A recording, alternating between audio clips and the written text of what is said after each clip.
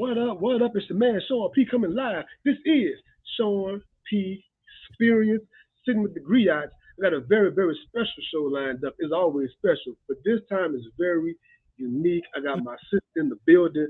I've been waiting for this show for a long time. Been a fan of her show, a fan of her page, and a fan of what she does when it comes to comics and everything else, man. So now we're into the Sean P Experience to really, really dig into the minute details of that thing. My sister Kiesha the Blerd Library. How you doing? Hey, I'm good. How you doing, man? I'm doing fantastic. I'm doing fantastic. I'm great. Excited. Looking forward to the show. Like I said, I had to get graphic teed up. I had to go and find something special to represent for the I comics. like it. I like it. Yeah, yeah. I had to get on your level, get on your level. No, no, no. I feel weird when people say that because I'm like, nah, I'm not even like top tier in terms of comics and all of that. I'm like, I just know a little something. You know a little something about a little something. I Right. like that. I like that. I like that. Shout out to the chat, man. How y'all doing in the chat? How y'all doing? Peace, peace. I appreciate the chat. You got any questions? Always chime in. I'm gonna try to address whatever I can in real time, right? So my first question for you is: hmm explain to all of us, new people, the lay people, what is a blur? You hear the word blur being used, you might see it somewhere. What is a blur for the layperson? Um, I know for a lot of people that term means different things, but for me, I mean, the one thing we can all agree on, it is the amalgamation of the word black and nerd. So you put that together and that's a blur. That's what I am. I like using that word because yes, I'm a nerd. I like all things goofy, but and I like, cartoons, I like comics, I like all those things, but I also look at it through a black cultural lens, right? And my black experience is always informed, by how I watch this stuff or read it. Wow, wow, man, that's hot. That's hot. Um, I brought you here because it's a misconception that not a lot of us are in the comic space. Not a lot of us are in the animation, graphic novels, and all this stuff. Mm, Um, I love to combat against that and talk about those of us that do indulge in this. And some like yourself, you've probably been doing this for a while. I'm kind of new, but I know there is a group that's been doing this for a long time. Man, how do you feel about the concept that they think that we're not over there? They think we're not in there. Like, I grew up with that concept. A lot of people, like you said, they don't believe that it exists, right? Or they believe that it's something that you only into as a kid and then you eventually grow out of. And yeah, that's I learned that that simply does not exist. One, we grow up, yeah, but we still hold on to these things. Like I grew up with comic strips. So Sunday comic strips, that was me.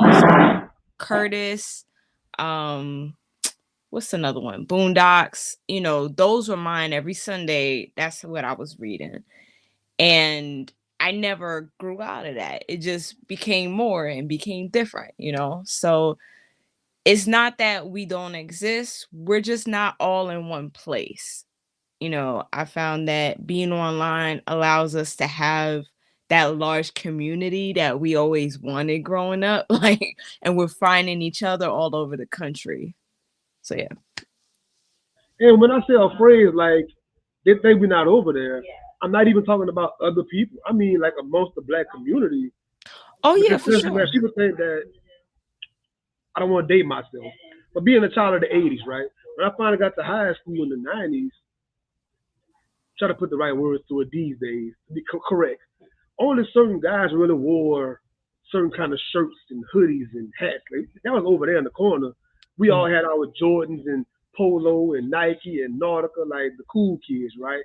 The Yep. jewelry and the whatever we did. But those kids on the periphery had the skateboarding pants and the Vans, certain kind of shoes. Like it was a certain look that went along with that lifestyle that a lot of us felt like, man, that's them, it's not really for us.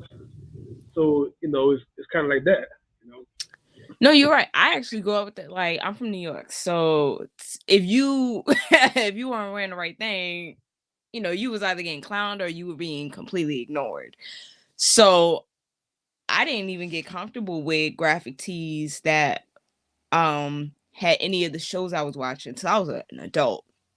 Most of the graphic tees I had growing up was music, because that's like another heavy interest of mine. And you could, get away with just wearing, a music or a rock band or something like that. But yeah, a lot of people in the Black community, yeah, they don't think we exist, but we do. And we always have. And thankfully now, we have this newer generation who are being raised by us nerds who are like starting it real young and getting into all of this stuff. And I'm kind of fast forwarding where I want to go as far as the trajectory. I'll go there now though, right? Like I do see an uptick when I'm in the neighborhood Walmart or the neighborhood Target or some other store where 5 or 10 years ago it wasn't as prevalent finding all of these shirts and hoodies and merch at these. You had to go to certain particular Mhm. stores to find that kind of stuff. But Yeah. now mainstream is like really pushing it. We see on every streaming platform they have animation and they have anime and stuff like that. So, what's Mhm. your take on the explosion, the recent burst on the scene? What do you think about that? Um, I think the influence of television is one. You know, even, my generation and earlier, we weren't really, we all had time limits in front of the TV because, TV makes stupid and stuff like that. So we didn't really have that much of an influence in it. I also think just having certain celebrities who are into it, like these days you do have Megan Thee Stallion and stuff who are just like hardcore anime fans. And now everybody's like, okay, you could be hot and, like these kind of things and still be okay. Or even in Black Panther, Michael B. Jordan and the Dragon Ball Z references with his costuming and all of that stuff. Like you see it everywhere now. So I think it's, more mainstream because of that. More people just being like, yeah, okay, I like this. So Yeah, and Michael B. Jordan even referenced whenever he was helping to direct Creed. He said a lot of the fight scenes were inspired by anime and stuff like that. Right? oh Like Dragon yeah, Ball Z and stuff. he a whole nerd. Let's play with that for a little, right? You mentioned being a black nerd, right? A long time ago, again, it wasn't necessarily cool to be the nerd, right? So Mhm. I love how we have made that. It's cool to be the nerd. And of course, we in the bookish space, so of course, in the book universe, that's evident. But as far as like general population, which Mhm. my point for me is I'm trying to make it cool to be a well-read small guy. I still love hip hop. I still love sports. I mean, Mhm. whatever a guy would do, I still do that. But I like books too. Like it's cool to be a nerd, you know. Yeah. I was never cool. I'm gonna be honest. So I don't know anything about that life. um, but I do think that, like I said, I do think that more and more people are starting to be okay with it. I still don't necessarily think that it is cool. Um, I think it's just more accepted, right? And people are able to like wear that pride or that, their passions on their sleeve, and it's not something that they have to Yeah, like talk in online chats about in the middle of the night. yeah, like in the corners, right? Because even you mentioned being from New York and stuff. I love battle rap. I'm a battle rap fan, right? Yeah. A lot of battle rap guys use a lot of these anime references in their schemes. They're doing whole entire rounds of Dragon Ball Z or Street Fighter or whatever it might be. The whole punch is that. So Oh, you're snap. seeing that transform like that, it's to Oh, where you gotta send that to, because like, I okay, got you so on that. back in, I got you. yeah, like back in his high school, I loved, like there was something about like the history of hip hop and rap that I just like obsessed over for a really long time. And during 106 in Park, when what's his name? Jim, or like he had this crazy run for like six, not just Blind Fury, but it was somebody else. Blind Fury. Blind Fury was a Blind dog. Fury was He's a nasty beast. with it. Beasted. Beasted. But Nigga. it was other dude. Mhm. I believe he was Asian, and he was just like What are you talking ripping about? through. Right. Oh, Okay. what his name like Jin? Yeah, Jen. Okay. Okay. Yeah, So it was Jen, right? yeah, And he was. I forgot what I was even gonna say. But I like during that time, like I was like this big fan of hip hop and history and getting into battle rap. So like yeah, like if you haven't extended my way. Easy, easy. And when it comes to nerding out, I wanna stop and say something important for me. So people always say like, Sean, who inspired you to be a writer?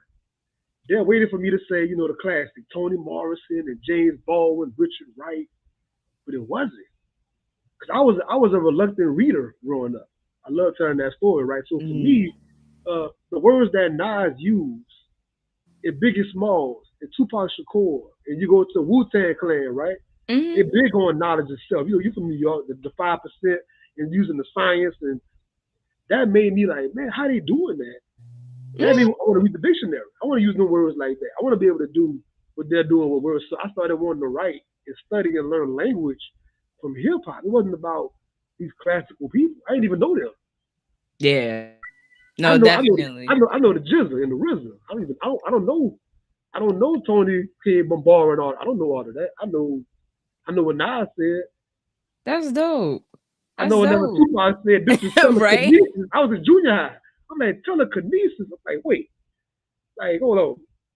I had to go and you know, No, I think people need to remember that language, English, or just language in general is an interdisciplinary art, right? And so anything that deals with the word can be studied, right? So like if you look at a college English department, they have a film section where they have teachers who just focus on film, right? Or they have professors that just focus on music, or they have professors that focus on comics, like all of these things are still within a language department. So like I get frustrated when I see people say that you can't learn anything from these different mediums. Like no.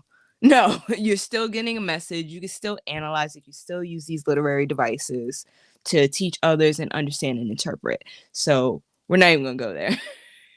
you know what, sis? We did a whole other live, me and you, about education and about the use of hip hop in Oh, schools. for sure. That'd be a whole other good live, right? Because do you know Papoose? I'm sure you do.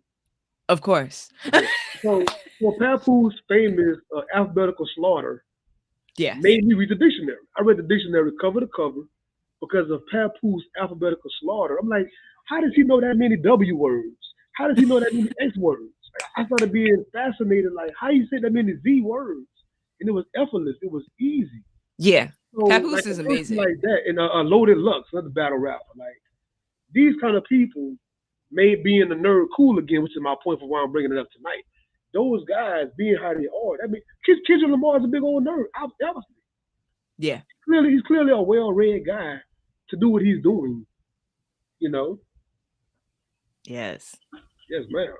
So I want to go backwards in the conversation. Okay. How did you become the Blerd, right? What you saw, or what did you take in to make you say, you know what? I'm going down this rabbit hole. And pretty much you stayed there your whole life, right? What was it for you? Um, that is a long and loaded question. We got all night. um, what made me the Blerd? Okay, so I was not a reader growing up. Or rather, I didn't grow up initially. Language was hard for me. Nowadays, looking back on the experience, we now know that that was a diagnosis that got missed with me.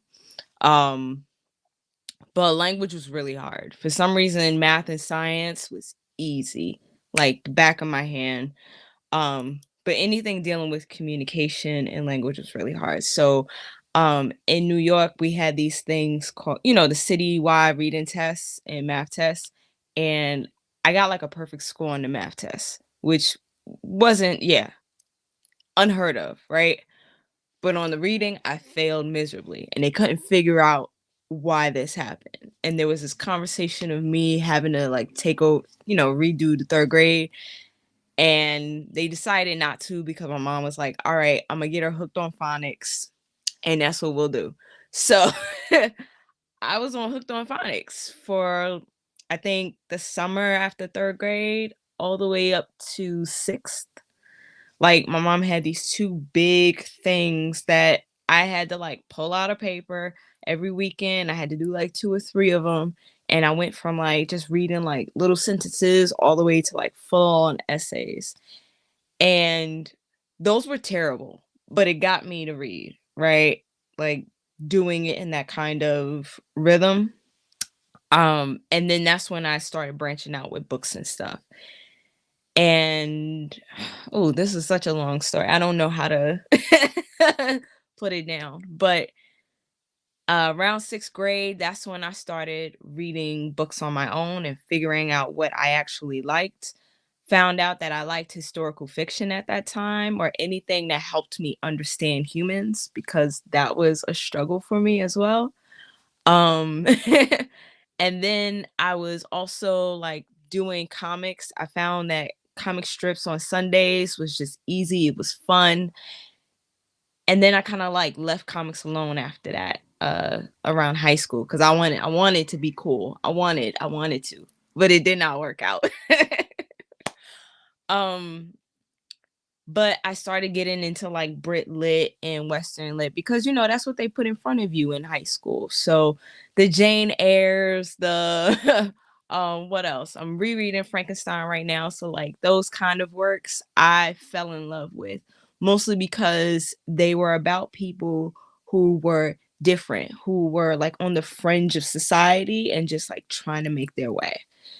So maybe the end of high school, beginning of college, that's when I kind of like blended the two together and, started accepting the fact that like, all right, I don't have to hide my love for Avatar anymore. I'm grown at 18. Like, I don't need to hide this anymore.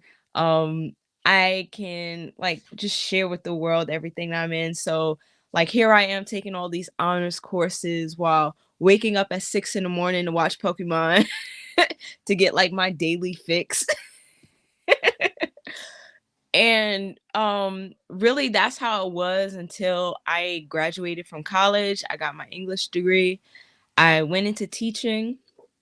I initially was gonna teach at the college level and go get my PhD. Yeah, but I ended up I have a few years between my junior and senior year. I went back to finish and I realized that I was needed at the K through 12 level.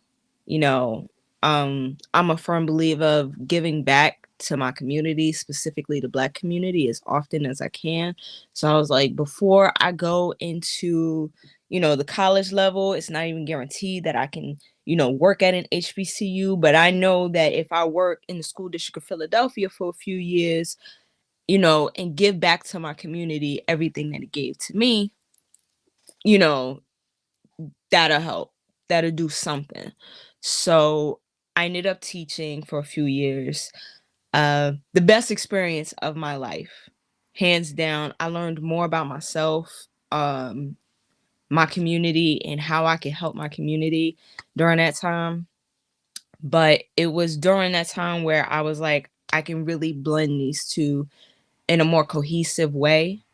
Um, So like I started teaching. That's actually how I got the job teaching at the school district Philadelphia. I went into my interview and was like, "Hey, I tutor these kids and I teach a bunch of kids. I've taught a bunch of kids how to read using comics and novels, and this is the path that I took to do it." I think I was in that interview for maybe 15, 20 minutes and they gave it to me. Yeah. So like being Balling. yeah, like when I say that, it helps like sharpen my skills. So pandemic happens, I leave the district. Yeah, like everybody's life gets upturned. And right.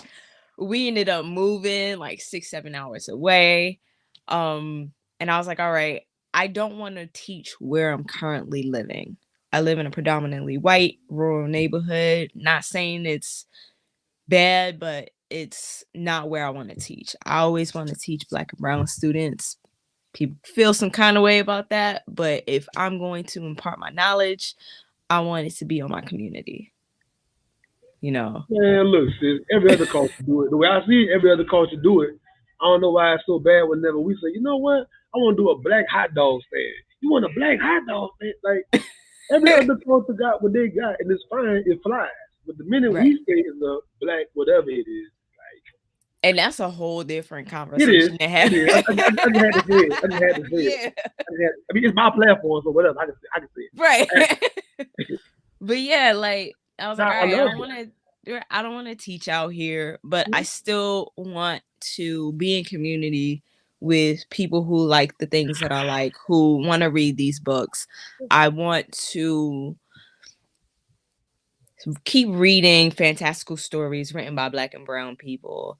You know, I want to show people that these books, these comics, just this entire medium is worth knowing, understanding, respecting, and platforming. So I'm missing a couple of things, but that's really No, how we got here. I need these stories because for years people always inbox me like, Sean, my son not reading. Sean, my kids don't like school. Sean, Mhm. what do you suggest? So whenever I have avid readers on the show, I love Mm. asking like, what do you suggest a person to do with their child? You know, I love asking that question. For me, I always start with comics. It's a go-to. It works really well for me. Unless you have a kid who just outright doesn't like, that artwork, or like is not trying to learn the steps to like learning how to read comics, I feel that it's a great way to get kids into reading. These days, comics isn't just superheroes, so you have nonfiction, you have it at different reading levels. So, you're not trying to break down um a Superman comic, which honestly people think that it's for kids, but really it's for people who can read like on a fifth, sixth grade reading level.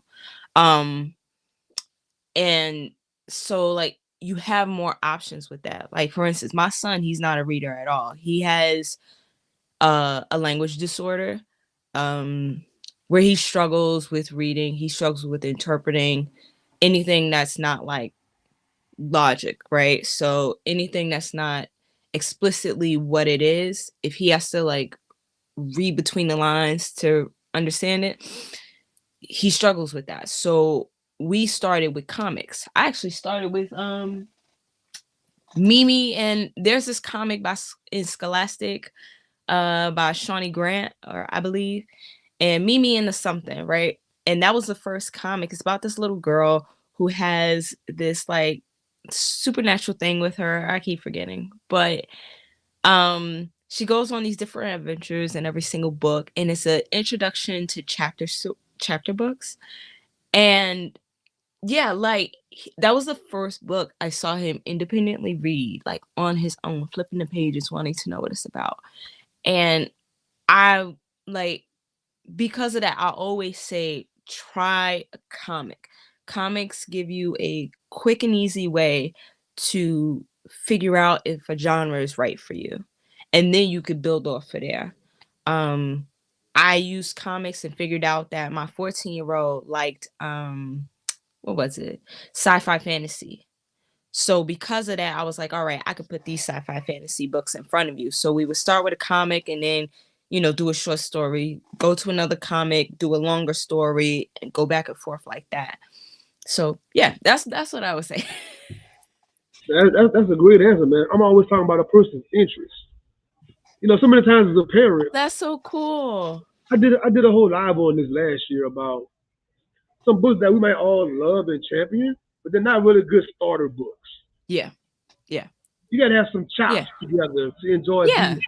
I wouldn't You start a meet person people off with where they are. For sure, you meet people where they are. There are too many books out here to say, "Oh no, you need to start with like a James Baldwin first." Like, no, no, there's other things. Like, let's start where you enjoy it before you actually have to like put work in. Like, I'll never put an Octavia Butler or a Toni Morrison in front of anybody who like doesn't like sit down and like focus on the book, you know? It's like, no, there's thousands of books out there. We'll find something that's just right for you. Totally. It took me years to read Toni Morris. Like last year. Yeah. It's about Yeah. super recent. Yeah. I made different attempts. Because as a writer, my goal personally is I want to read all the Baldwins, all the Tony, like all the I want to read the whole canon, right? And I try to sit down and read some of their work, and it's like, man, it's not hidden. Like, I don't. Yeah. Tony Tony is hard. Like my first introduction to Tony was Beloved, and we read that I read that in college. And I was like, yeah, okay, this is wow. Like this took like 6 months of like digging deep and close reading to like pick up everything she was doing in that book. She did so much with that story. Um and then just recently, I think the last thing I read from her was Song of Solomon, which in my opinion is infinitely harder than Beloved. Oh man. I love Song of Solomon. Like so Yeah, far, it's a I haven't read beautiful all of her work. story. Song of Solomon and Sula is like my main Tony one for right now. For right See, I haven't read Sulu yet, now. but I Ooh, have heard yeah, like please great vote that. things. Please vote I, that. And then let me what I know. have, I've read Recitative, which I think is like I read that. absolutely phenomenal. I It's, read that. you know, for those who haven't read it, it's like one of the greatest literary social experiments you could have. Like, I thought that it was genius. um, but what was it? I think the next book I want to read is Jazz for Toni Morrison. That one feels like, you know, it's been calling to me for a while, but yeah, definitely Sulu's on the list. Mhm. Okay, I want to ask you another. I'm Oh, sorry. your favorite Pokemon is Sunflora? Mine is Mhm. Oshawott. Mine is Oshawott from Pokemon Black and White. That's my favorite series. Series. Okay, okay. Shout out to the chat. Shout out to the chat. Got it popping. I love it. I wanted to ask you that Pokemon thing threw me off just that fast. I had a question right there on the tongue, and it was just like, wait. Oh no, I got. It. So being a black woman Hmm. in the comic graphic novel everything space, I've heard different women tell me their experiences because first of all, you're a black person in that space. Now you're a woman in that space. So some of the sisters I know, they say they wear their gear, and then guys see them on the block going trying to like, give them a pop quiz, see if you really about it, or you went to Walmart and bought a shirt right quick. Do you really watch this? Do you know this? Like they're getting drilled, you know. So like, what's your Hmm. experience being a black woman in that space? So, ooh, how can I say this? Say whatever you want to say. Don't try to pretty it up. Just say it. All right, so in terms of reading, right? Um finding black comics which have a main character that is black, written by a black person is incredibly hard. It's gotten easier in like the last 3 to 4 years, but it is very hard to find this. So if you look at even like Luke Cage from the 70s, you know, Black Panther wasn't created or written by a black person until I think I don't want to mess up on that. But it wasn't in the beginning when he was first popular. No, not at Um all. Was it yeah. Ta-Nehisi Coates? The Coates run? Ta-Nehisi Coates has a run. Christopher Priest has a run. Yep. Eve Ewing has one as well. Yes. Love it. Yes. Right. So like It is they recent have though. All that's recent. it is. It's All that's very recent. recent. Um except for Christopher Priest. I think that was the early 2000s, but Yeah, the like priest was kind of yeah. yeah. But like for the most part, it's really hard to find it. Yes, they're trying to do like own voices where they are pulling people who are from that demographic to write those stories, but for the most part, it's really, really fucking hard to find. Um, unless you're going like in the indie route. So in the indie route, um, yes, you have more people who are doing like more authentic stuff, but I've also found the same issues with mainstream where black women are not represented well, if at all. in those books. So yeah, it's up in the air. It's 50-50 for me in terms of like reading. In terms of interactions, I've had fairly good ones. I think mostly because I don't talk to a lot of people. Like that's just what it is really. Okay, I that don't I that don't helps. speak to a lot of people. And I'm not really with that whole nonsense. Like you're not about to question me on nothing. One, I barely remember what I did yesterday. So for you to ask me like the history of some, I'm not gonna answer it just off of principle. Um but I have heard of people, I heard a lot of people who've had that experience. And I think it's frustrating. Like,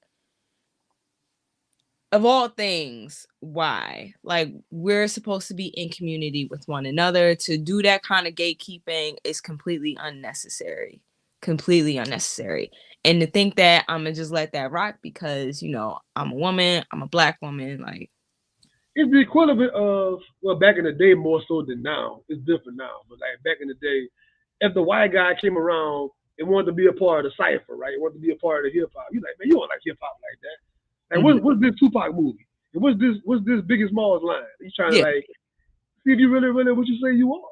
yeah. Kind of sort of like that, which is not it's not fair to anybody in any kind of way. But It's not, especially not like at the end of the day, these stories that are created, most times they're just most times they're redoing it over and over, like to give more people the opportunity to read them. So you questioning this person isn't going to help them read. It's not going to help them get into this community. If in fact it's going to turn them off completely. So like defeating the purpose. But yeah. so you kind of almost indirectly hit on representation in that answer you gave about being a black woman and not really seeing yourself like that, right? Because I Hmm. wanted to ask you, you mentioned it like the past, let's say 5 years in particular. There is kind of an explosion in black illustrators and Yes. creators. Yeah. I've interviewed a couple, luckily on the show, illustrators, creators, comic book guys that's making their own indie, publications. Right. Man. So we all see it. Like I think about my childhood, we had all of these white quote unquote heroes. I'm a child of the '80s again. All the wrestling guys, Hulk Hogan, all of that, it's all pretty much white guys. Hmm. Watching the movies, the Rambos and the Commandos and everything, that was white guys. I was a martial art head. A lot of that was going on. So like finding myself was far and in between. But being a child at that time is all you knew. I wasn't even really looking for that, to be honest. Like I didn't even know to look for that. But the kids Yeah. of today seeing so many comics and books and movies even with black characters, it's powerful, man. Oh, definitely. Definitely. Representation is important. Yeah. I grew up in a house that prioritized that. So like um and it's a rule I have even with my kids to this day where, growing up I loved Barbies.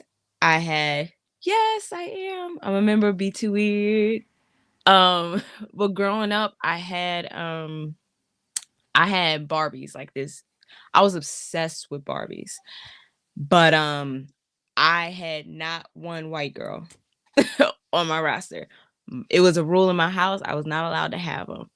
And like that's just what it was. So anytime I was playing with my toys it was a little black girl looking at me. It was a doll black girl that was looking at me. So never once did I ever say um I wanted to be anything other than who I am right now.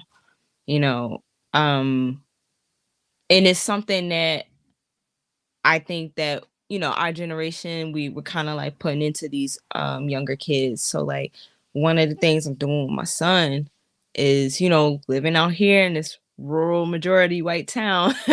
um we were, we watch a lot of stuff that has predominantly black people. Like I got my son into Craig of the Creek, which, cartoon show, phenomenal show.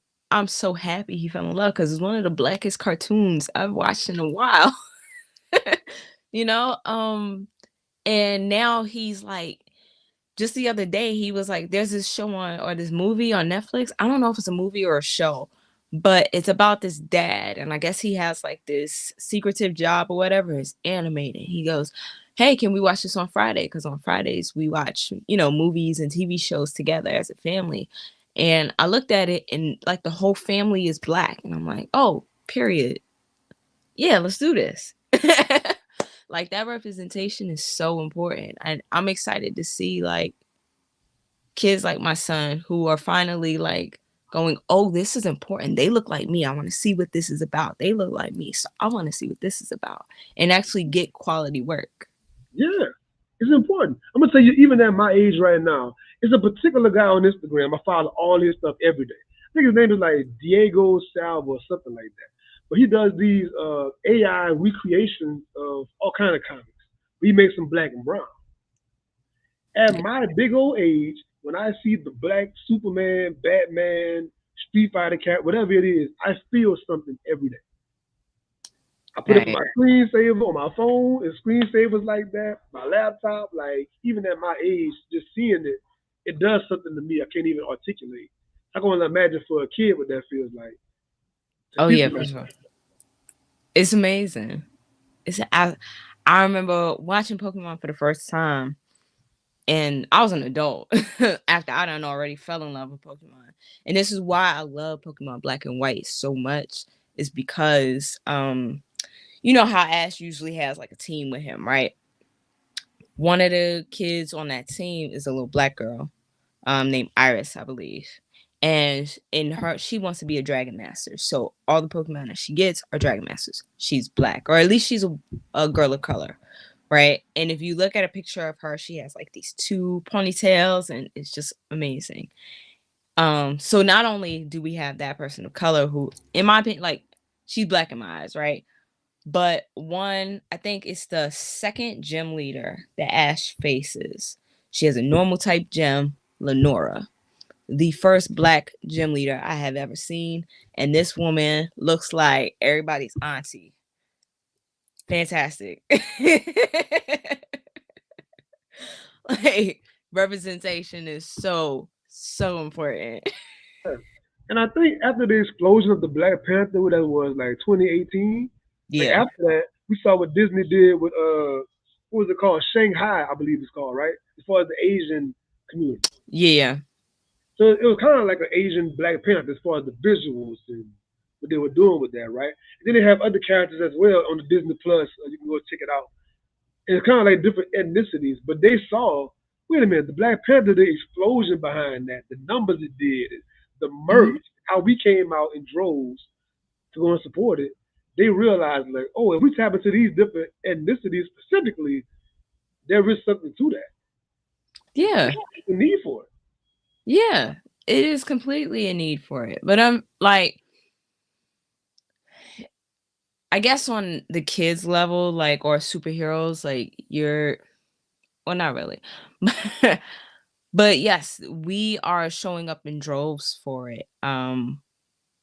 But it's getting so much pushback, which is frustrating. Like what happened with the Eternals movie, what happened to the Marvels movie, which were good movies. I'm not gonna say that it's in my top 10 of like MCU of all time. Actually, I would say I really enjoyed the Marvels.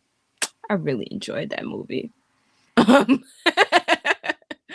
but like it got so much pushback, and it's like y'all are only saying this because there are so many people of color. There's so many black people in these movies that you feel like you can't relate or whatever. It's weird. They don't like seeing it.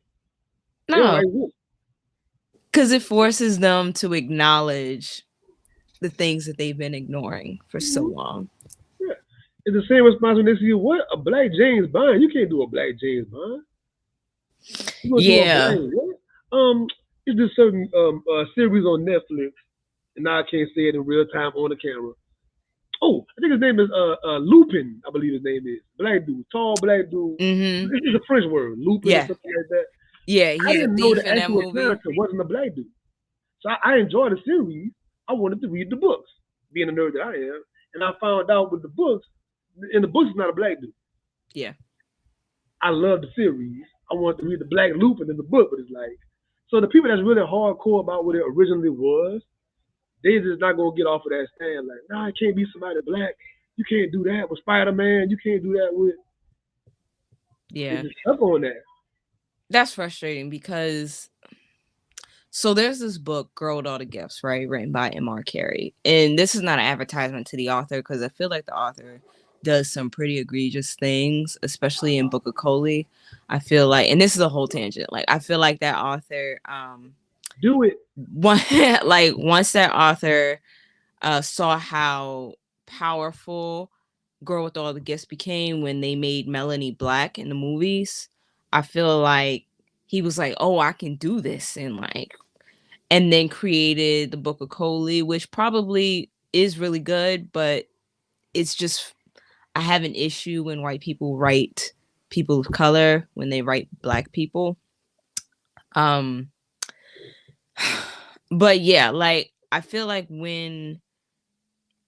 it's okay when the book is like someone white, but then in the movies or whatever the adaptation, it gets changed because it does add a level of depth to the book or to the story. You know, it adds more character when done right.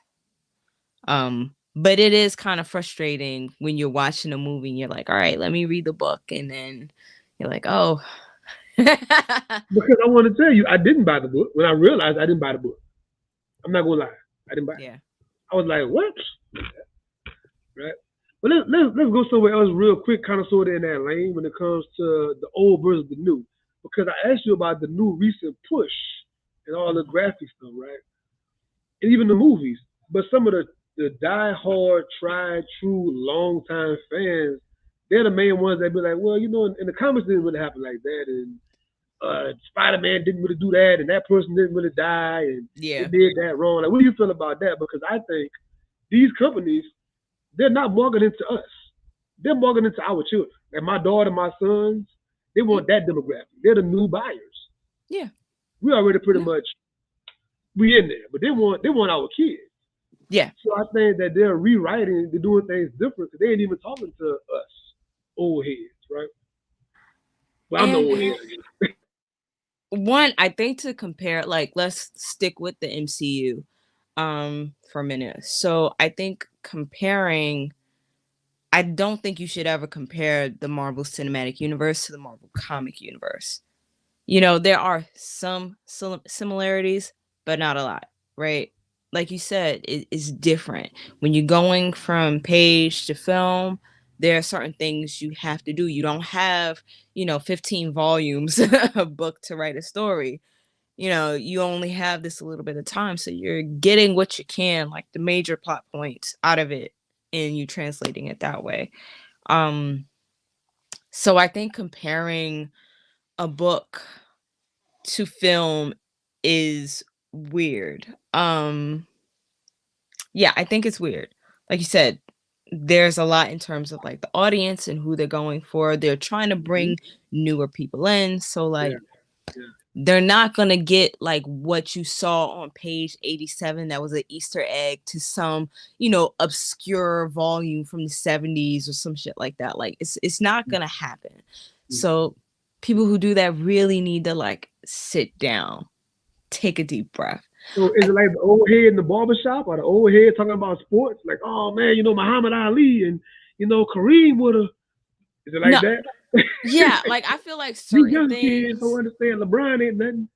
Right. Like I feel like certain things should be like, okay, we know Black Panther should be a black man, right? Like that should not change no matter what adaptation you have. Certain things should stay the same, but for the most part, them little things that happen in plot, like Mhm, just mhm, mhm, just enjoy mhm. the show. Yeah, enjoy the popcorn. Sit back, right? Right. You mentioned your educational time teaching and stuff like that. I want to dig in that a little bit because we all see across the nation, man, probably since the pandemic, probably before the pandemic, but I'm gonna stay on the pandemic going forward. Hmm. The fall in literacy scores, science scores, math scores is just it really really hurt my heart seeing that kind of report coming out. Um, what do you think we can do with these comics and things like that to get kids? to increase their literacy and increase these scores and bring it back, man. It's a big dip in reading and stuff like that, which So has an impact on. I'm about to say something that a lot of teachers Oh, here we believe go. in, but yeah, so I don't quite care about test scores. Um for one, they're inherently biased. Yeah, Don't reflect the actual um they don't reflect what's happening in the communities or anything like that. Um Two, they what you're studying for those tests isn't something that for the most part you're going to need, afterwards. So you have like this kids aren't retaining that information anyway. So focusing on it being based off of a test or anything like that, I it doesn't really work. Especially most of our kids don't have the attention span, or like in my household, a lot of, my kids are all neurodivergent. So those test scores will never reflect what my kids actually know.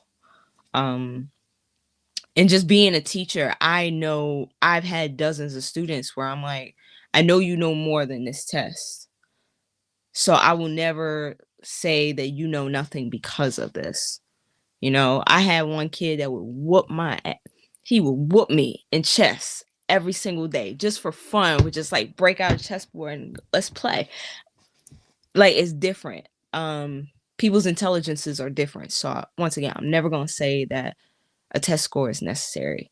Um I do feel that there is this move to like anti intellectualism where people aren't really pushing the importance of learning, not education, but learning, right? Because the education, we all have it in our minds that is K through 12, possibly college, and then you do this to get a job. And there's always that monetary push to do it. Whereas learning is the goal, right? What's his name? Consciously always says education, or is liberation. I'm not gonna say education, but reading, learning is liberation. You figure out your drive for wanting to learn, wanting to read. That is going to liberate you in this society we live in. So that is always the goal, is to teach kids how to liberate themselves. Teach them how to spark a passion in their life to help them say, okay, I have this thing that I want to do, that I want to share with the world. How do I now do that for others? How do I do whatever I want to do, right? And understand that learning is going to be that crucial thing that they have to learn how to do. So that all comes with starting with whatever they find interesting. phenomenal, phenomenal answer. I'm always telling folks, man, just the ability to learn how to think, right? Hmm. I always say that I learned that as an adult. I went to college as a grown man. My 30s going to college. Almost, if I do this in junior high, I could have been like 4.0 student. I didn't know But you did it when you were how. supposed to. Yeah, for sure. It's all God timing, right? But I mean, what I'm saying is, I didn't understand how I need to learn, what I need to use to learn. Like if you see my books I annotate now, it's funny. I do way more scholarly stuff in my free reading books than I ever did in school. Yeah. I didn't even know how to do that when I was in school. To break Yeah. something down and connect dots and draw different lines and conclude. I couldn't do that when I was in school. I didn't even I know how to go about doing that. and I think that comes to, once again, like using work that is culturally relevant, right? So I got lucky in high school where, I happened to be interested in Brit Lit and Shakespeare and all those things, right? I was able to pull little nuggets of, relatability into those works. But a lot of people would just like full stop right there, and for good reason, right? So I think bringing more culturally relevant text, um generational text into these books, into these schools, would help with that. It's one of the reasons why when I taught, I did use Shakespeare because I taught 10th grade, and I don't like I don't like tests, but I had to teach to one. You know what I'm saying? Had to teach to one because I had people in my classrooms checking me all the time. Um, but I used Shakespeare and I used Othello intentionally, right? So use Shakespeare to get them used to the language that they'll see on those tests, but to give like a more cultural lens, Othello was a good choice. And then I would use what else did I use? I used a South American author, and then what was it? Zorno Hurston. So they're still getting those standards. They're still getting used to seeing older works, but it's more culturally relevant. We were able to have a full conversation about this dude cheating on his wife because in the short movies, like in the short story Sweat, it was more relevant. While still being able to hit all the targets that the nation wanted, right? Same thing with comics. Comics, they're not super simple. They're not superhero anymore. So you can put things in front of them that, teach different concepts. Like one of the first comics I ever taught with was Princeless by Jeremy Whitley. And this is a white man, but his daughter is biracial. And he wrote Princeless to honor his daughter. And it's something that attacks gender roles and stereotypes and stuff like that. So I forgot where I was going with this. But basically doing all those things, making it more culturally relevant, putting things in front of them where it looks like the kids have something that they can relate to, that they can possibly enjoy more than putting like Jack London in front of them and thinking that they're gonna do it. Like that's unrealistic. Agreed. Agreed. And I want to say this earlier too. The comic space is like a microcosm of like Bookstagram or BookTok, where we all cultivate this network, this universe. And we Hmm. all love books and have bookshelves and all that stuff. But in the general population, we are actually a small population. Yes. So many people are not readers at all, and they don't want to learn. And there is a large anti-intellectual push. My squad and I talk about this every day because we see it at work.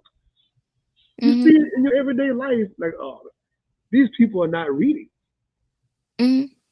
I didn't learn Um. until a couple of years ago that the national press is written at like a fifth or sixth grade level, whatever it was. And I was like, you serious? Oh yeah, yeah. I just So learned this recently. I couldn't believe it. no, actually, that was something that was taught to me in middle school. And I'm always say, like, for all the stress that living in New York was, having a New York City education, public school education, was something that I'll always cherish. My middle school principal was a black man, Dr. Kate Torrey, and he had this push for like black excellence. So we were like once a week. This is like back in the day where like you had to like get the newspaper clippings and for current events, and then you wrote everything out. um, so we were told that we can only do our current events based off of the Wall Street Journal, and we were like, that's not my parents read. Why? Because of the different reading levels. I think Wall Street Journal was written at a 12th grade reading level at the time. Um, so this is like '01 maybe. So Wall Street Journal was 12th grade reading level. The Post was like 8th grade, or no, New York Times was 8th grade, and the Post was like 3rd to 5th grade. And we weren't allowed to use those. We had to That's use, crazy. yeah. If I went and posted it, I said, guess what, y'all? I am now officially a writer for the Washington Post. That sounds like really big, and it is a big deal. I'm not Mhm. diminishing it, but I'm imagining like the highest level of writing ever. But actually, it's not. Like you No, gotta you speaking to the I mean, masses. That's yeah. crazy. That's Yeah, but you crazy. got to remember most of society, like most of our world or most of our society, they reading is not the thing. It never was. One of the first comics to ever come out, it's like the Yellow Kid is highly racist towards Asian people, and in the comic panel is considered like they're considered Orientals. But it's highly racist, right? But the reason it came out with that is because most of American culture was illiterate. Like this has always been the thing, always. Like And that's so. why I said the pandemic. I didn't want to really say that, but I want to kind of have a benchmark, you know. Mhm. But I guess this definitely been before the pandemic. Oh yeah, It been jacked up for a long time. yeah. But no, there definitely has been a bigger insurgence. I'm gonna say that I want to speculate and say that it's obviously something that happened prior to the pandemic. The pandemic just kind of like exacerbated it. Um, if I could think about it, yeah, I'm gonna say it came from it's like the results of that no kid left behind, policy. That's the only thing I could really pinpoint right now. Yeah, Like, that was major. You're right about that. yeah, I mean, you still see it today the way they treat kids with IEPs and 504s and how they just kind of Mhm. like push them, even though they may not have actually picked up the skills needed or anything. Not saying that Mhm. everybody, needs to be on the same level, not saying that at all, but like, is you could still have a kid in high school that reads at a second grade reading level. That means Yeah, that yeah, so many people fail that kid before yes. they even like Yeah. walked into my door. My God. Yes, yes. And from the educator side of the house, having educator friends, let's say you're a 10th grade science teacher, hypothetically, but you didn't get these other jewels you need foundationally in the 8th grade over here. So Hmm. now you're in my classroom, we just started, and I realized, like, I got to spend weeks getting you up to speed, Hmm. but I got a lesson plan. And people Hmm. on my back being like, Sean, on this week, this day, you should be covering this, not that. Yeah. So it's just Uh, this gap that you never get caught up. Almost that's the impossible. goal. The goal is to never catch up. For me, it was never to catch up. It was just to put the kids in a better place than they were when they walked into my door. So I had kids my last year. Um, I had a couple of kids that were on a second to fourth grade reading level, and this was in the 10th grade. So I was like, all right, you're not gonna make it to a 10th grade reading level by the time, right. Like you're not gonna make it to a 10th grade reading level, by the end of the year, or to 11th grade reading level by the end of the year. That's not gonna happen. But what we can do is bring you from a second grade to a fifth grade or a fourth grade to an eighth grade. Like that's more reasonable. So like with those kids, it was and it's harder work, and I feel like, and this is me like advocating for teachers, like teachers don't get paid enough. People don't understand the stresses of being in the education system. I used to obsess over teaching, and it's one of the reasons why I got burnt out very quickly. Um, I would spend every waking moment trying to figure out like the best way. I literally like personalized my one lesson plan, personalized it about 20 different ways for every single kid to make sure that I'm catching every kid and that no kid falls through the cracks in my classroom because I couldn't live with that, you You know. almost you So, almost can't do it. It's like the medical world and the education. I've been in both of those worlds. It's like mhm. you're a highly empathetic nurse. You have a hard time being in that hospital every night dealing with those Yeah, people. You yeah, probably will have a 15, 20 year career because you're not gonna be able to physically. You can't last like that. In you the same can't. thing with education, if you really care a whole lot, it's gonna be tough. You can't. It's It's gonna be tough. very hard. I used to have dreams. Like wake up like 1, 2 in the morning, dreams about lesson plans, like, oh, I need to fix this. And then like wake up knowing that I had to be up because my the school I worked at was like an hour and a half away from my house. And knowing I had to be up like that, I was like, nope, let me fix this. And then spend the next couple of hours fixing it. Now, granted, those lesson plans went great. Like my kids, I ain't even gonna hold you, like they did phenomenal. Like I'll say that I'm not humble about it in the slightest. I was a great educator.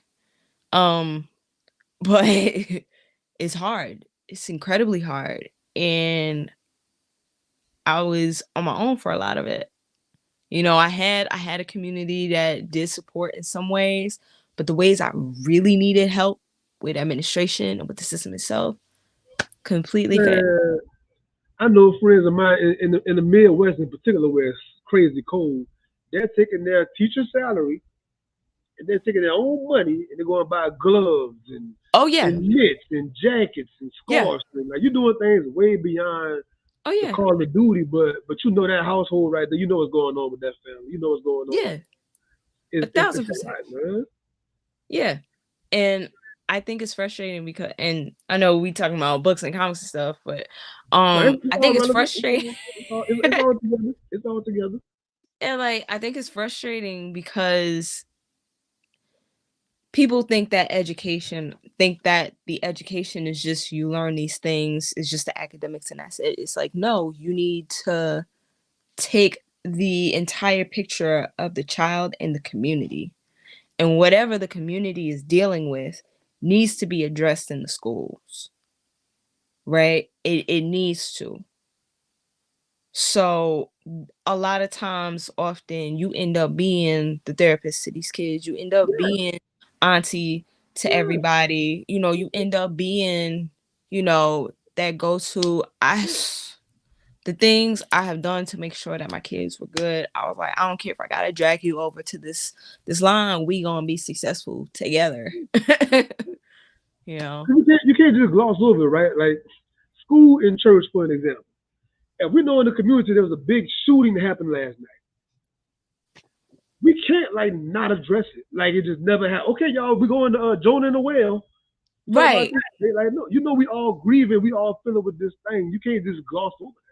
So you're in the Yep. classroom. I can't go to the lesson plan. Like I know these kids are hurting. They lost somebody last night, whoever Yep. it was, or whatever it was. A parent. All of that's happening all the time in our communities. You know, Yeah. this, Yeah. this is way more than just algebra. For Really. sure. Yeah. I got two last questions, right? So your page, your Instagram page, and your YouTube page. Anybody watching this that don't know my sister, please go check her pages out. Great stuff, educational and entertainment, which I love. School me a lot on comics and everything like that. Tell us, come to your page. What's your focus and your aim of your content, your page? What's your Mm. focus? Okay, so I feel like I do a little different things on every page, but they all kind of stay under the same umbrella. So like the overall overarching umbrella topic for my pages is basically talking about speculative fiction. So that's science fiction, fantasy, horror, some thrillers, some mysteries, basically anything that deals with the unreal. Um, and I like focusing on that written by authors of color. So we're talking Black, Indigenous, and other authors and writers of color. Um, I read just about anything. So it's novels, novellas, short stories. Um, yes, yes. um, Short stories, comics, just anything. I'll read and interpret. I found recently that I usually read things and interpret it through a Black womanist lens. So you take the Black cultural lens and um, mm, Black feminism, and that's really how I always interpret things. That's just what it is. I know how to interpret it in other ways, but that's what I'm comfortable in. That's where my advocacy lies. Um, Yes, ma'am. Yes, ma'am. So have let's not gloss over. I realized this last night doing my homework. 22,000 followers on Instagram. I am terrified of my 22 Instagram page. 22,000 for the audience. So if anybody just started Instagram tonight, what would you suggest them do to grow a following? Don't that no, I'm That so don't afraid of just my happen. Instagram page. That's not magic. You have to do something. Actually, that number was pure magic because back in February, it was at like five, almost 6,000. In February Yeah, this year, this year it was at that's 5 or 6,000, crazy. and that's what Crazy. for me, I thought that was the pinnacle. The fact that there were almost 6,000 people who wanted to hear what I had to say about this, Yeah. was great. Yeah. But it happened, that number happened off of a viral video. Uh, Basically, it was this video I have using Beyonce's This Ain't Texas. And I'm like, you know, someone like some random person asking me, "Hey, do you talk about Sarah Mass or Brandon Sanderson or anything like that?" And I'm like, "This ain't that. Like, I don't talk about white people over here. We're good." Got you. Got And that video blew up like exponentially, scared me. Avoided my Instagram Your page. phone must have been crazy. Your phone must have been like, It was Yo, I didn't even know notifications. So if you get your notifications and it says 100 hearts, 100 likes, 100 follows, that's not a real number. They just stop at 100. So I'm like, oh, I opened up my phone one day, like a day later, and I'm like, 100 people. What happened? 1,000.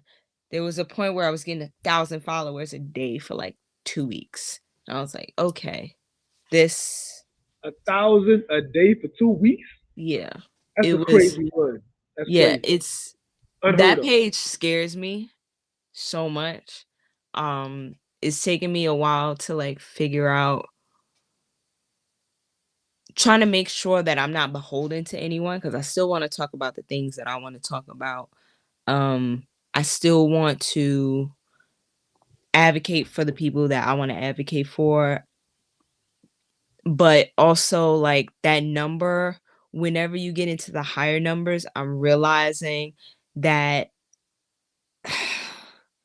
you're also introducing a lot of people who don't care. And so engagement goes down, all that stuff. They just like click follow to follow. And it's like, no, I'm building a community here. I'm building a Mm, community here. yeah. That is my goal for this channel. So, But like, if anybody knows, like, if you talk to me on my page, I am always responding because, like, yeah, that's you do. You do. building community is my goal, You do. right? You do. Fast, too. So, Fast. yeah. So, Fast. I've been avoiding. I'm gonna keep saying it, but I've been avoiding mistake. Yeah, they don't. Um, that's another thing I'm learning. Like, I had to like put a stop on that real hard because when I had that huge influx of people, a lot of them were white, and I was very uncomfortable with it initially. Got you. Um, Got you. because I was like, all right, well, I'm looking for this story, I'm looking for this thing, or like, what were you reading? And people will talk, about white books. And I'm like, yeah, that's not what we do here. So, like, not saying you can't read it, not saying, because I read a Yeah. bunch, I read things, but that's not Yeah. what we highlighting on this page here. Yeah. So, like, I've had Yeah. to, put up harder boundaries than I would have usually had to Yeah. Yeah. on that page. But, But I love that question because just 2 days ago, somebody I was talking in private, and they was asking like, how does a person grow their followers like organically? yeah. And I was talking about like some folks they out there buying bots and they're buying followers and all that. But like you said, it's not an organic following. They're not engaging. Yeah. Whatever you selling, they're not buying no product. They're not none of that. It's just Like, a number. yeah, like those numbers, like I don't want anybody to feel like, especially when your goal is to have an organic following, Yeah. those numbers don't really mean nothing if you go viral, which will happen. Like anybody who's big, they've gone viral at some point. Like that's just what it is. Gotcha. So I never want anybody to go, oh, you absolutely have, like, nah, just like focus on it. If you get 5 followers a week, honestly, that's goals. Like, that's what I loved. Cause that Yeah, meant like those people, I felt like on my IG, anybody who found me, it was intentional. yes. Like they were intentionally looking for people, black people. They were looking for somebody who's talking about the things I'm talking about. It was an intentional follow. And I love that. I'm happy that the base I had prior is still there, it's still strong, and we still like Kiki, bust it up and all of that. Um, but yeah, IG is weird for me. um, I like being on TikTok because I feel like on TikTok you can see the more radical side of me. I don't like showing it too much on IG, also because I feel like that platform in and of itself likes to censor a lot of things. And so on TikTok, I'm more like, okay, this is what we need to really do to like we Okay, need to be okay. focusing on I all love these that. things. I love it. Thank you. Right. I really do feel like everything can't be the same on every platform. I feel like, you just show a little different side of you. Threads is more like just my random thoughts throughout the day. You'll see more what is happening. I don't know. Look, the whole show has been happening. All I didn't say nothing. The whole show has been happening. I'm just looking like I don't know how they doing that, but whoever did it, thank you. And please teach me after the show. Teach me how you did it. But keep doing but it. It looks good. but like Threads, I'm on there a lot, so you're gonna Yeah. get like, random thoughts from me or whatever. I have a Substack that I try to write an article on once a week, and that's more me trying to get back into writing because I haven't been writing since I left teaching. Um, and then what else? YouTube is long format. I'm really enjoying it because I'm able to like really dive deep into what I'm I love talking your about. YouTube videos. I was Right. binging. I love your YouTube videos. Very good Thank content. you. I highly Yeah, advise anybody to go and give it a spin. yeah, like I feel like with those other platforms, you kind of got to make everything bite-sized.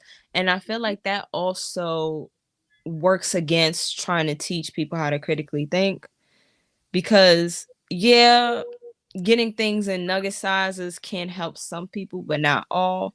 So like that 30 minutes, that 30-minute video I have of just going off, it did. Yo, I'm sorry, like just random reading that. Yo, BBL Drizzy I've just been singing Bruh, it I throughout. can't escape it. I can't escape it. I hear it all the time. I'm in my sleep, in my subconscious. I'm like, bro, Yo, you a fan, you a fan, you a fan. I'm like, I'm in the bed, like, wait a minute. yo, I gotta stop. that I loved I loved that whole beef. I also have issues with the way it got addressed in public. Once Okay, again, okay. that's a that's We a gotta do a hip whole hop show one night. We gotta do a hip hop show. yeah. We gotta do Oh. hip hop. um I enjoyed it but though. yeah, yeah. But yeah, Um, you I'm sorry. no, go ahead. I wanted to ask you about one last question before we get out of here. I wanted to ask you about author interviews because Mm, you do author interviews as well. So we mhm, all have our different aim when we're doing this thing we're doing right now. mhm. Tell me why you love doing author interviews, and whenever you're a consumer of interviews, what are you looking for? Okay, what's the second part to the question? Whenever you're a consumer, just watching the interview, just watching, chilling, what do you Mhm, like to see in the interview? What are you looking for? What makes it a real good interview to you as a mm. customer? Okay.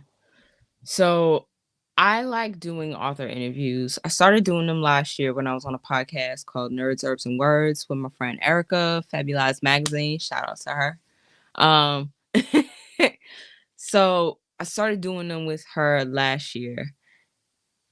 It does. I started last year doing them. And my first interview is no, my second one is the reason why I do it to this date. And basically it helped me fall in love with writing anymore. Even with reading even more. So like I had this author, Yvette Lisa Indelovu. She wrote this collection of short stories called Drinking from Graveyard Wells. It's a fantastic collection. It's about, it's collected stories that focus on Zimbabwe and capitalism and immigration and all that. Phenomenal. And it's done through Afro surrealism and like teaching the reader lessons. So like that interview with her helped me understand the book even more. But then also being able to be able to interpret that book even more, help other people interpret it more. I feel like if I was in a classroom, if I could pull the author into the classroom to be like, all right, ask whatever questions you need. This person is going to tell you, because I do believe that we can interpret things too much and not enough. A lot of my interviews, I usually say, hey, this happened in the story. This is how I interpreted this. Is this accurate? Because sometimes, and I always use this quote, I forget where it's from. I think it has something to do with Shakespeare. It's like sometimes a red door is just a red door. The color red doesn't necessarily mean anything. So, like, am I reading too hard into this? You You know? just said with the whole Kendrick Lamar Drake thing. Like I think a lot of people with their content about the beef, they're trying to bait things that not even Drake or Kendrick is even thinking about when they made this bar. This bar meant this, and so back over here, Or like you know what I'm the saying? Like whole it like was just a Metro line. Like Boomin dissed him in Morse code. It's like, that wasn't Morse they code, be bruh. reaching, bro. They be Mr. Fantastic, you reaching, bro. Right. It was just So this. It was a red door. It's red.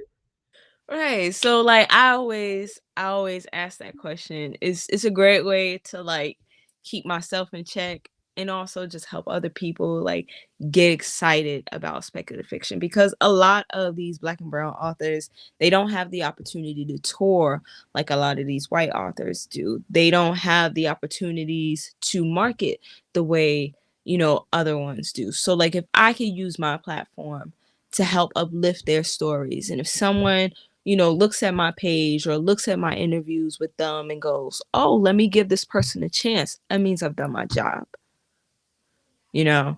Um, I totally connect and resonate with that with my show. The same kind of thing. I'm like, my goal is, when the show ends, somebody went and followed their page or bought their content.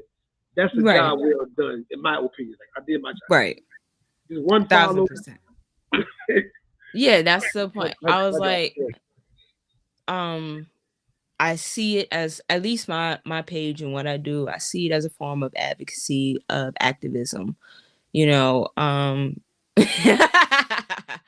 Yeah. The quote, that beef was equivalent Toni Morrison versus facts. Um, but I see my page as a form of activism, much in the way that I saw teaching. It's a way to uplift and empower my community. Um, but yeah, that's the reason why I do it. Okay. Because I'm actually not a social person. I'm a huge recluse. So like Hard to believe. And I tell people all the time, you're a good example of this, right? Just go and watching your page. A person would never think that. So actually I've so many had people that I asked to come on to the show for years with an S, they mhm. will not come on the show. They don't want to be on camera. They don't want to be seen. They don't want to be. I'm like, but your videos are like, you got costume Yeah, and lights. You going crazy. They don't want to come and do because it's this. because it's different. I That actually got told to me by multiple family members. It's actually concerning.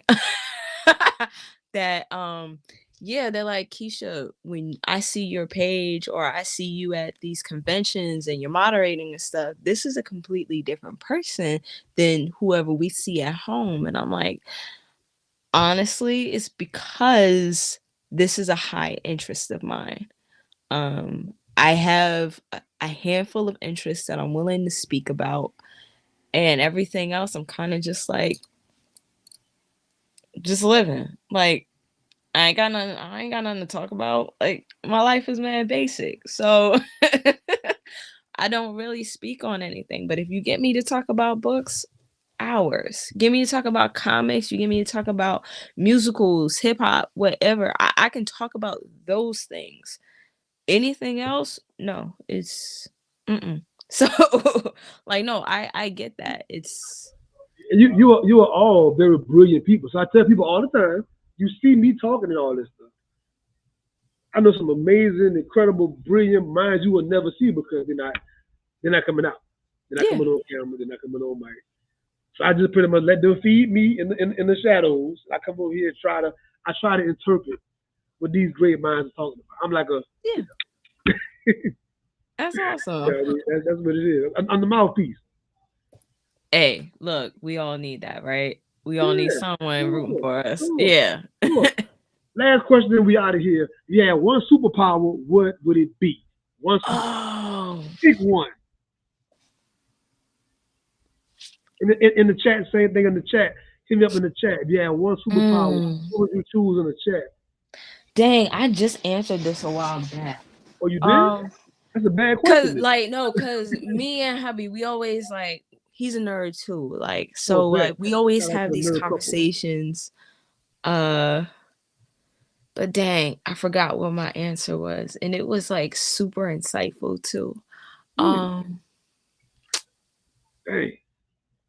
yeah. You know why I asked this question? Why? One of your videos, you said some book you was reading, and the person had a superpower Black for like one solstice. for one day, and you was Yes. like, man, if I had my power, like y'all might be in trouble. I'm Oh thinking yeah, like, no, man, for what sure. was For that? sure. So like